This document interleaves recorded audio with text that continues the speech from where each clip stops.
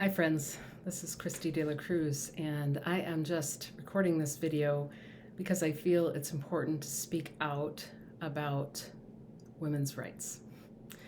And no doubt by now you've been steeped in news and reflection, perhaps, if you're taking this seriously, on what may have changed for the women in your life. It's a serious change. I was born in 1974, so just after the Roe v. Wade decision came down. And one of my reflections is that this is not a time for us to tell women that they're not full adults without autonomy over their own bodies. This is not a time for that. We've just been through a pretty hellacious couple of years with the COVID pandemic and with major public health issues that have exposed the sad lack of support for families, for children, for women. Women were dropping out in record numbers of the workforce because they were having to do homeschool and daycares were closed. So many reasons. Clearly, the burden of raising children falls mostly on women.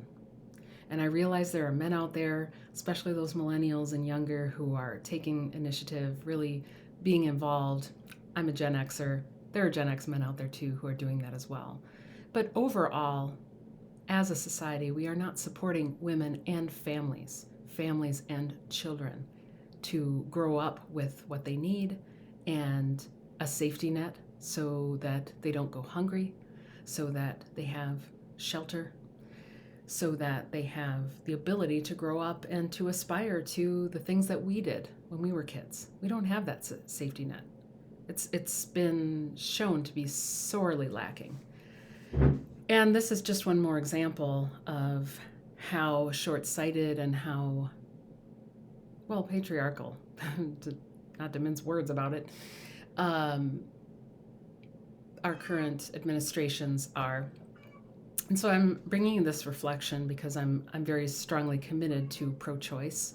I'm very strongly committed to the idea that women are adults. They make decisions with their brains and that the state really should not be legislating or having to sanction our choices over our own body and our own healthcare decisions. So healthcare decisions, as we've seen throughout the pandemic, are highly personal. And I'm not going to tell you what you have to do with your body. That's up to you.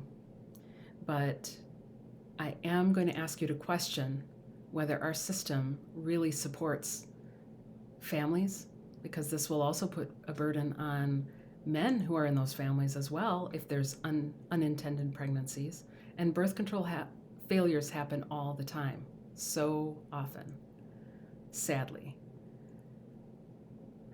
So it's been a difficult few days, but I am thinking about what my options are and how I'm going to get involved in elections for this coming primary and the general election. I encourage you to do the same. I encourage you to find other people with like minds who are also committed to seeing that this does not become law in every state. So I am moving forward and trying not to let this dampen my enthusiasm for other exciting projects I have going on in my life. But I just wanted to weigh in here to clarify my opinion and to encourage you if you are also in this journey together with me. Take care. I hope you're having a wonderful day.